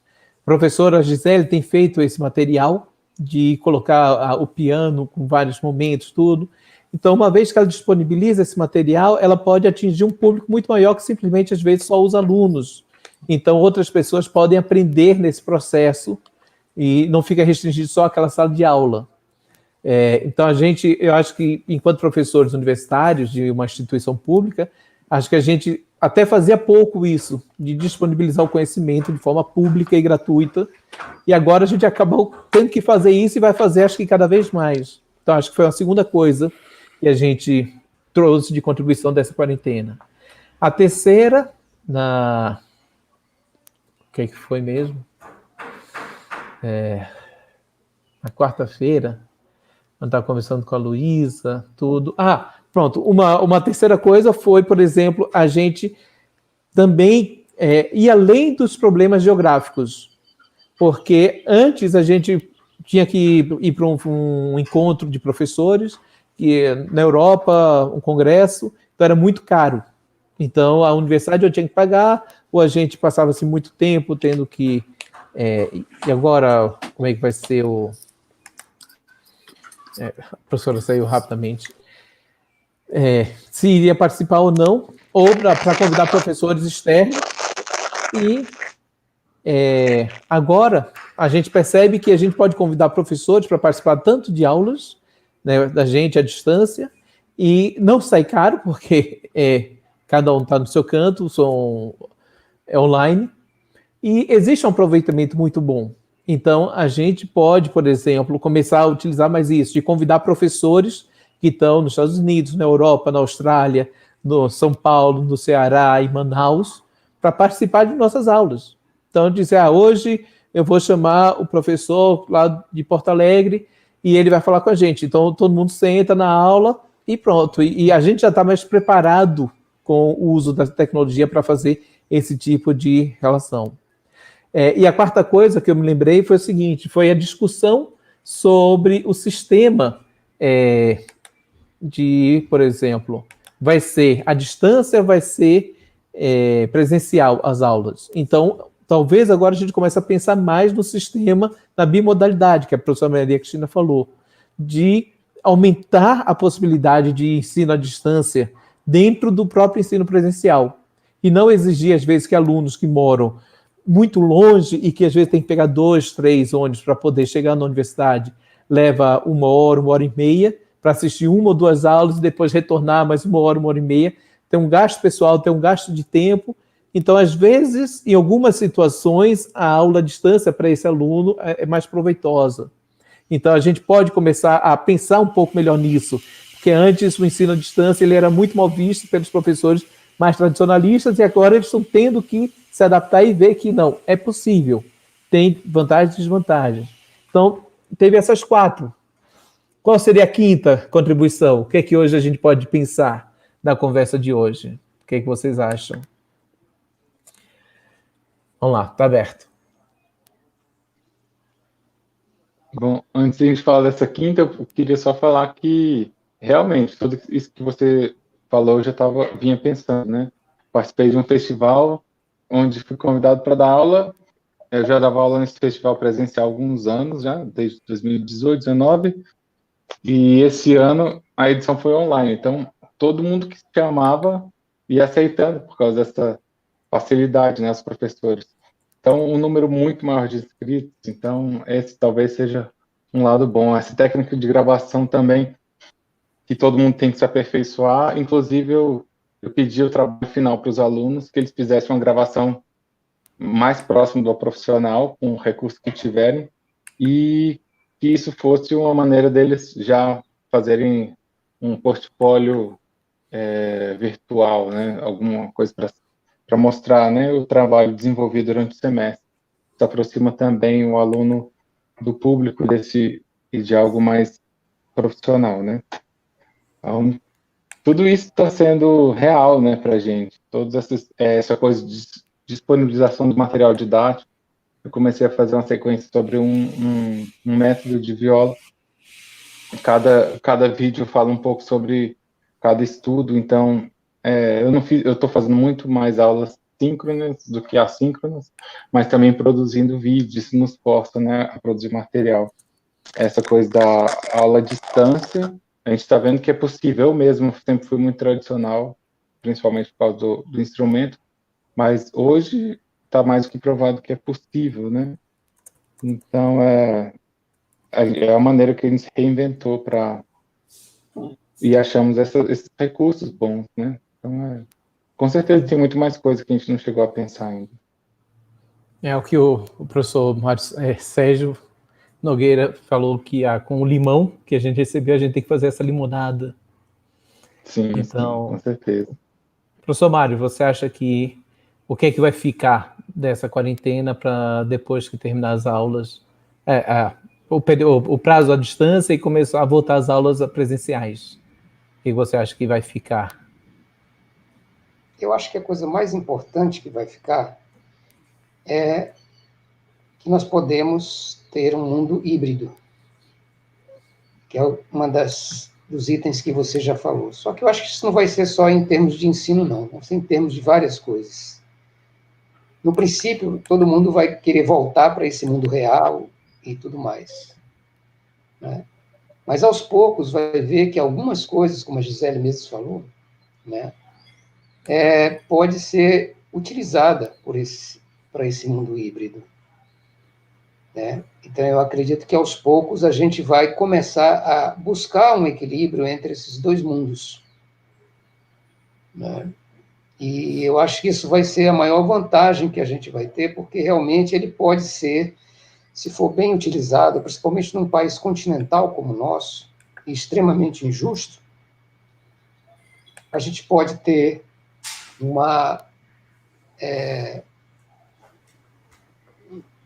maior conjunto de oportunidades. Mas, para isso, é preciso fazer com que esses acessos sejam realmente mais democráticos, que esses acessos sejam realmente mais justos, tanto do ponto de vista dos equipamentos, quanto do ponto de vista da internet. Então, eu acho que esse mundo híbrido, para nós, vai ser... Não tem mais volta, né? Eu acho que não. Por exemplo, acredito que os cinemas vão começar a oferecer isso, os espetáculos, entender? O valor é tanto e não presencial é tanto.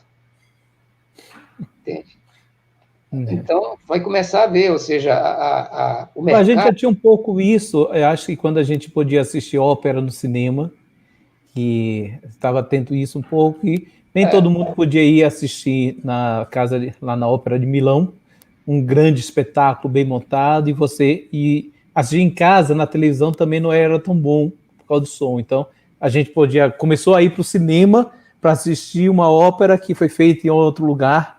Não é síncrono, não é uma coisa gravada, mas já se acostumando um pouco, eu não posso estar naquele lugar, então é o que eu posso fazer, é o que tem para hoje, né? E, assim, a outra coisa é que esse mundo síncrono e assíncrono não vai parar por aqui. Entende? Você já tem empresas, né, que já estão pesquisando há muito tempo, mas isso era um pouco mais de ficção, né? São, por exemplo, as luvas táteis, né? Dependendo do, se coloca os comunicadores na pele, você sente a pessoa do outro lado passando a mão em você. Então, quer dizer, através de luvas biônicas. Né? Então, eu acho assim que esse mundo agora vai se acelerar. Né? Eu acho que essa pandemia vai fazer com que nós entremos, né, num mundo que daqui a 10 anos, lembrar que a WhatsApp, essas coisas, tem no máximo aí 10 anos. Né? E a gente está, como diz o João, né, João? Os Jetsons, né? Total. Estamos vivendo isso. Jetsons Robozinho. varreram várias gerações, inclusive a minha. Eu comprei um robozinho para varrer aqui a minha casa. Eu chamo ele de Alex, que a gente tem Alexa para conversar com a Alexa, para pedir para ela tocar música, e tem um Alex para varrer a casa. Então, eu acho assim que nesse mundo aí, logo, logo nós vamos ter pianos que vão fazer tudo isso que a Gisele está fazendo com as câmeras e tudo. Os pianos já vão vir com tudo isso, entende? Então, quer dizer, isso é uma questão assim de agora o mercado tomou um choque e agora ele começa a se adaptar. Tudo isso, na verdade... Gisele tem que patentear isso aí logo, hein? Patentear as câmeras do piano. Pois é. Então, pois não, tem gente muito mais especializada ainda, João. Tem, na internet tem umas com coisas 6 assim, câmeras, olhando, eu estou com né? 3 câmeras ainda. Pois é, então nós vamos aí ter essas coisas que... nós estamos entrando, Hugo, numa coisa que só vai se acelerar também, que é a internet das coisas. Então, essa internet das coisas, eu como disse, ela vai ter, no futuro próximo, sem querer ser futurista, eu gosto disso, né? São câmaras acopladas no piano que, quando a Gisele pensar em fazer alguma coisa, ela está seguindo a mão dela. Entende? Isso vai ser uma questão de tempo. Né? Sensores, ou seja, você hoje tem algoritmo. Digamos que nós tínhamos um algoritmo de 13 números. Isso dava para chipar um bocado de coisa no mundo permutando esses algoritmos. Hoje já se cria um algoritmo que vai como daqui à Lua. Então, significa que eu posso chipar qualquer célula viva que exista nesse planeta. Posso colocar um chip em qualquer célula viva que existe nesse planeta. Então, agora, para isso, precisa a internet 5G, né? E a 6G e a 7G. Então, eu acho que todo mundo estava distante disso. Isso era uma coisa de cientistas, Isso não era coisa de músico, entende? Isso não era coisa de... Talvez o cara que fizesse música e tecnologia e tal, mas nós, músicos comuns, isso não era coisa para a gente. E isso vai fazer com que esse processo, que vinha muito lentamente, se acelere cada vez mais. Legal. Então, Gisele, o que você acha que aconteceu nesse período e vai ficar para as aulas? E veio para ficar? Eu acho que toda essa revolução tecnológica que nós estamos assim vivenciando, na verdade, ela já existia. O que a pandemia fez foi acelerar o uso dela, porque essas plataformas que nós estamos usando, elas já existiam. Essas câmeras que eu mostrei agora, usando o OBS, as pessoas fazem isso há quase uma década. Eu acho que a grande vantagem, grande descoberta, principalmente para nós, professores da área do erudito, que nos ligamos muito na música acústica e nessa pureza, e não, porque eu vejo músicos populares pesquisando tudo que tem de tecnologia, o mais recente para gravação, para distorção, para pedaleira, para tudo isso. Então, nós estávamos num ponto muito confortável, muito acomodado, e que essa pandemia nos trouxe a oportunidade de aprender a usar a tecnologia a nosso favor. Hoje não tem professor longe, tem professor que não está conectado. Quer dizer, eu posso ter aula ou eu posso chamar para dar aula para os meus alunos um professor da Rússia, eu posso chamar um professor de qualquer lugar do mundo. Então, assim, as fronteiras...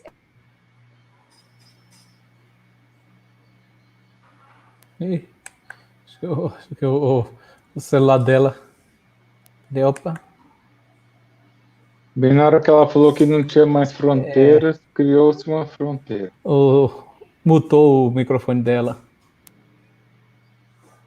Ela estava carregando o celular, estava acabando a bateria. Então tá. Voltou. Voltou mais ou menos. Bom, quando ela retornar, a gente finaliza. Então, eu gostaria só de agradecer vocês todos. Nós estamos chegando no final, aqui pela Estão hora. me ouvindo? Agora Oi? sim. Era Oi, só estamos ouvindo para agora. concluir. É que eu estava Tá. falando, né? É muito interessante que agora que nós estamos cada um na sua casa, parece que as barreiras sumiram, as fronteiras, né? Porque para qualquer defesa de tese, de dissertação, você pode chamar as pessoas que estão em qualquer lugar, sem se preocupar com pagar passagem aérea, com pagar hotel, com esse tempo de transporte de um lugar para outro. Então, eu acho que o que ficou, que chegou para ficar é possível, sim, uma aprendizagem de música à distância. Eu acho que todos nós estamos vendo isso e cada vez mais estamos nos aprimorando nisso. Existem limites que realmente não temos como contornar, mas que muita coisa pode ser democratizada e mostrada e aprendida e ensinada por meio da internet. Outra coisa é que nada substitui o nosso contato humano, né? Não tem, por mais que a gente fique feliz dessa proximidade pela internet, faz falta realmente você cruzar pelo corredor, cumprimentar um colega, estar em contato com um aluno e toda essa vida que nós tínhamos. Agora, eu vejo também que podemos disponibilizar mais do que nós produzimos na universidade. Eu imagino que já tenham até falado, eu estava com algum problema para ouvir. Então, por exemplo, nos meus canais, até se quiserem depois olhar, Gisele Pires, pianista, tanto no YouTube quanto no Instagram, então eu posso divulgar mais meus vídeos, a minha pesquisa sobre compositoras, posso gravar e já postar lá. Então, qualquer buscador, você já tem um acesso melhor, porque você já tem mais conteúdo na internet. O que tem um lado bom e o que tem um lado ruim, logicamente, mas hoje mesmo de manhã eu estava descobrindo um canal de cravistas na quarentena, com toda uma explicação sobre figuras retórico-musicais, órgão, cravo, aspectos estilísticos do barroco. Quer dizer, se fosse em outra época, esses cravistas teriam se encontrado numa sala, ali 15, 20 pessoas, e eu não estaria sabendo de todo esse conteúdo. Agora, rapidamente, eu posso acessar isso. Então, eu acho que chegou para ficar esse compartilhamento de conhecimento e sem barreira de distância. Legal isso tudo, né? Então, como eu estava falando, pelo avançar da hora, já estamos finalizando. Eu gostaria, então, que vocês falassem as últimas palavras para a gente finalizar. Então, professor Mário. Bom, Hugo, eu só queria agradecer você por organizar isso, né? Eu acho que, principalmente para quem está assistindo, conhecer um pouco mais as alegrias e as angústias que os professores também passaram. Eu acho que isso é muito importante também. Agradeço mais uma vez o Departamento de Música, né, e o Instituto de Artes. Agradecer também o DEX, né, pela oportunidade também na semana de extensão, e a todos os que estão aqui presentes, e dizer, principalmente para os que estão presentes, e são nossos estudantes e nossas estudantes, que nós estamos fazendo o melhor que nós podemos para que eles possam ter também o melhor daquilo que nós sabemos. Ok. Obrigado, professor. Professor João Paulo. Então, últimas palavras. Assim, também gostaria de agradecer pela oportunidade, excelente iniciativa, Hugo, como sempre, inovando, sempre pensando em coisas interessantes, né, para os alunos, principalmente, para a gente também poder conversar sobre esses assuntos, que a gente aprende muito, né, nesse tipo de situação, ouvindo a experiência do outro, né? Então, realmente, o que o professor Mário falou, que estamos fazendo melhor, isso é verdade, e que tivemos apreensões, eu, pelo menos até o início do semestre, estava bem apreensivo, inseguro, no sentido de, porque era uma situação nova, né? Mas já nas primeiras semanas eu vi que tudo foi se ajustando, então eu sinto que os alunos também, pelo menos os que eu estou tendo contato, estão indo muito bem, então funcionando e que a gente pode contornar qualquer situação, né? Espero, desde que a gente esteja com esse propósito, esse empenho, né? Agradeço mesmo e estamos juntos para qualquer coisa que pudermos fazer. Um abraço a todos. Obrigado. Professora Gisele? Bem, eu queria primeiro parabenizar a UNB por ter dado esse tempo de preparo para os alunos e para os professores, porque eu acho que foi essencial ter feito uma pesquisa com os alunos, com os professores, quem é grupo de risco, quem tem internet, quem não tem aparelho, porque o que eu vejo, o que eu vi também em outras universidades é que os professores foram jogados nessa nova realidade sem muito preparo.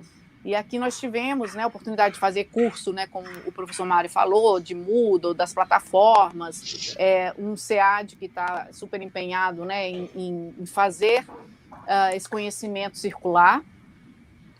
Agradecer também ao Hugo por organizar essa série de lives, porque eu acho que essa troca entre nós, professores do departamento, é muito rica, que muitas vezes nós não temos esse tempo, mesmo presencialmente, para conversar, para saber como é que estão realmente as coisas com cada um de nós. Convidar todos os que estão assistindo para acompanharem a produção do Departamento de Música, saber que nós, professores, estamos nos esforçando ao máximo, gastando dinheiro, investindo tempo, porque realmente nós temos essa prioridade de ensinarmos e de passarmos adiante aquilo que tem sido nos dado, né, através da própria formação de universidades e institutos e grupos de pesquisa. Então, fica só o meu agradecimento, e agora, terminando essa semana universitária, convidar todos que procurem conhecer mais a universidade, que é um grande centro de conhecimento e que, mesmo se nós, professores, às vezes falhamos em publicizar mais tudo que nós fazemos, mas que busquem, porque é realmente uma fonte de conhecimento, de inovação, de pessoas que se importam com os alunos, se importam com esse país, se importam com a pesquisa. Legal. Obrigado, Gisele. Eu estava lembrando agora, né, e infelizmente foi uma pena que a gente não pôde convidar o seu marido que participasse também dessas lives, o Marcos Mota. Eu acho que é uma pena que ele, sendo um músico, entende, tão bom, compositor, tudo, com tanto conhecimento em música, esteja tão afastado do nosso departamento. Acho que ele pode se aproximar mais e talvez a gente possa, enquanto departamento, começar a convidar ele a participar mais do nosso departamento também, porque somos todos universidade, né? Sim, então, com certeza. Bom, eu gostaria então de agradecer a todos, certo? Ao professor João Machado, ao professor Gisele, ao professor Mário Brasil, em nome de todos os professores que participaram da live durante essa semana, pela disponibilidade deles, porque, como eu sempre digo, nós, enquanto professores, né, diferente de uma vida de escritório, cada um tem um horário de sala de aula, então a gente chega lá para dar uma aula e acaba uma aula, começa outra, acaba a aula e vai embora para casa, que tem outras coisas. Uma vida de escritório, está todo mundo no mesmo ambiente, entende? Conversando, criando laços, então sabendo mais da vida um de outro, criando intimidades que a gente às vezes não tem a oportunidade.